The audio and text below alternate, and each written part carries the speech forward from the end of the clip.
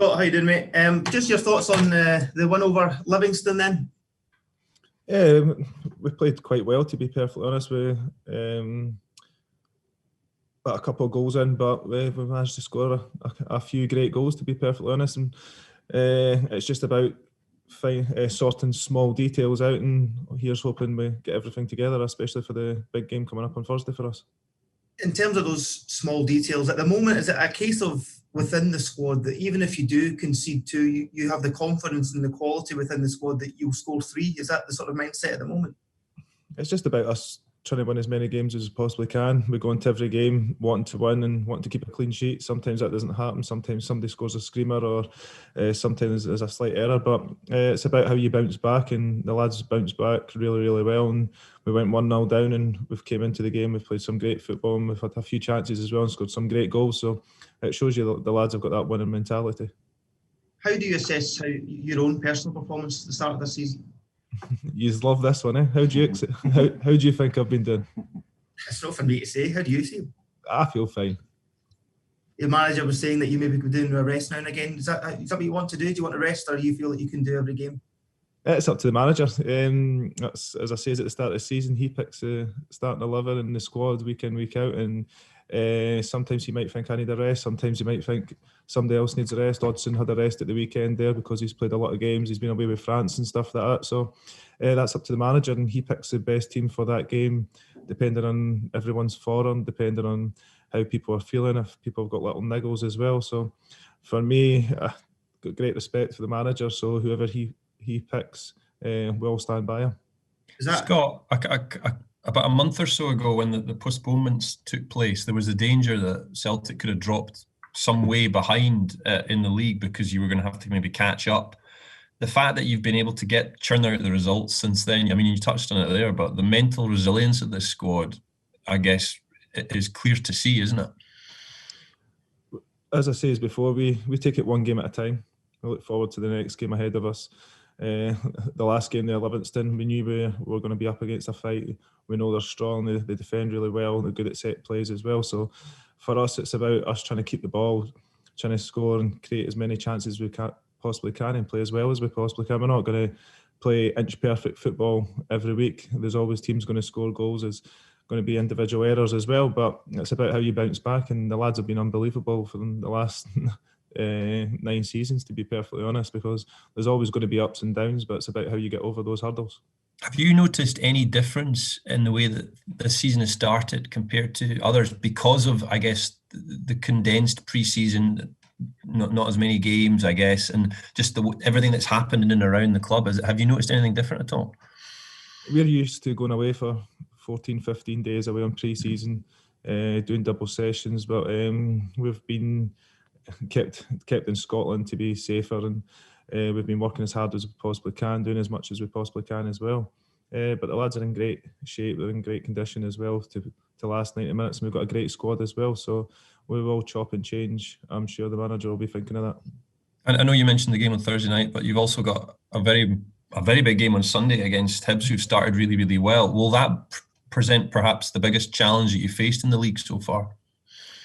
Yeah, Hibs are a great team as well. They've had a good result at the weekend too. So, no, they've started the season really well under Jack. They play some good football as well. Play 4-4-2, 2 strikers as well that work extremely hard, hold the ball in. Got a great back four too. So, no, we're looking forward to that challenge, and it's going to come one of these times that we're going to have to play them. We're looking forward to it. But the main thing for us is to make sure that we get the game out the road on Thursday night, get a good result, and that sets us up for Sunday.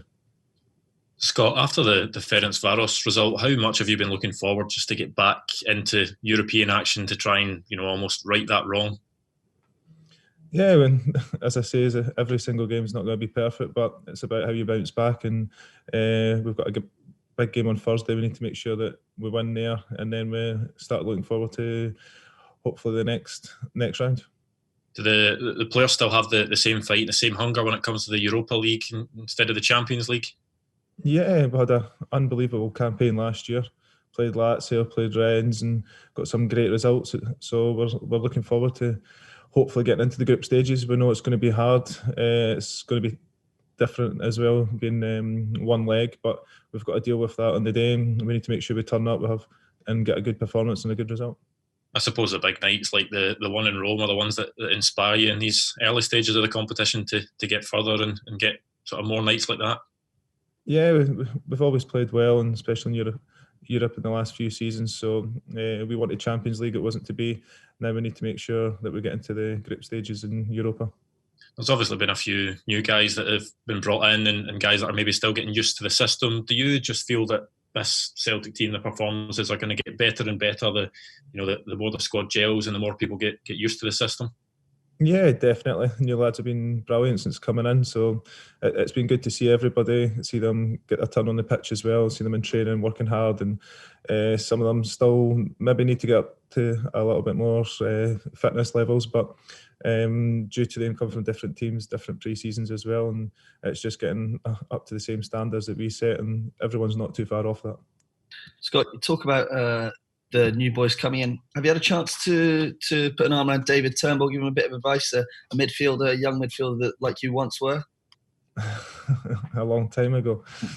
David's a great guy. Sat and spoke to him quite a lot. Technically, he's very, very good. He understands what Celtic's all about, especially playing against them. As I did myself signing, and I know it's a hard thing to come to a club like Celtic and the demands that get put on you, but he knows what it's all about. He's pretty much relishing the chance, to be perfectly honest. He's been great in training, and here's hoping we get to see a lot more of him in games as well. How is the competition in midfield? You got Tom Rogic starting to come back as well? Yeah, competition's great in the middle of the park, and that's probably the strongest for competition there is. And to be perfectly honest, since I've been here, there's about 7 or 8 midfielders that can play in 3 spots, so that's always going to be hard, but everyone's got to fight for their place. You've got to make sure you keep working hard in training, make sure everyone's injury free as well, so that we can last this whole campaign. Just going back to the 9 in a row, obviously it's been promoted. Can you pick out one specific highlight for yourself, whether it be a game or a goal you might have scored? Any highlight that instantly sticks out over the 9 years? Over the 9 years? Yeah, if you had to pick one highlight. Put me on the spot. Winning the first treble. Any reason in particular?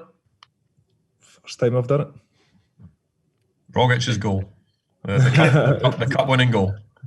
What a goal. Yeah. What a time to do it as well. But just going back to you're talking about competition for places. Obviously, Odsonne get rested on Saturday, and Albion Ayeti comes in, scores another really class finish as well. You feel that there were times last season when, for one reason or another, there wasn't much support for Odsonne up front because of injuries and whatever. Do you feel that you're as a squad all over, you really have that competition now and those options that will help you?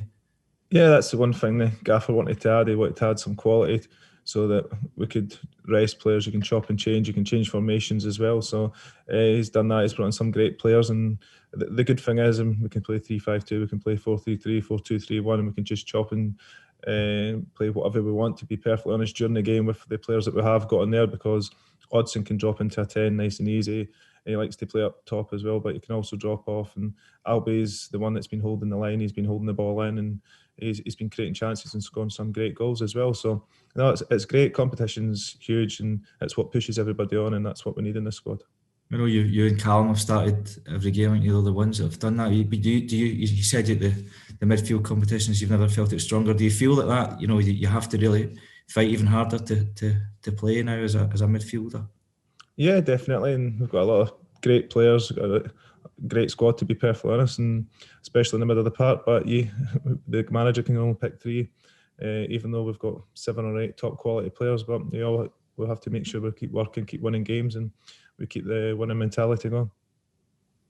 Scott, in terms of your role as captain, how has this been for you in the pandemic?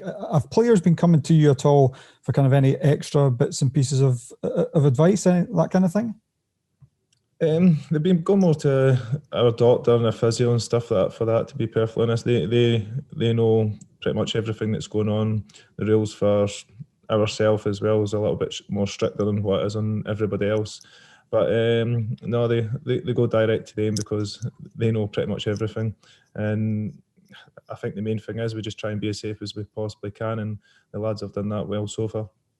Can I ask you how difficult the last 6 months have been in general for footballers, and what you think the next 6 months might look like? It's always going to be hard for everyone, to be perfectly honest, not just footballers. We obviously find it hard as well because we've not had that much game time as well.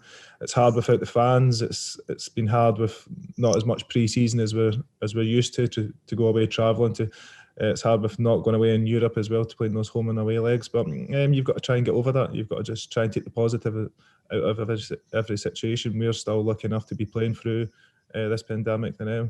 So the thing is, for us, we just need to make sure that we keep going as well as we possibly can do, and we try and stay as safe as we can as well. Yeah, I wondered if that might be a factor. It's almost like you guys are getting to do what it is that you love to do. There's a small positive, I guess, in that you can at the moment still keep playing football.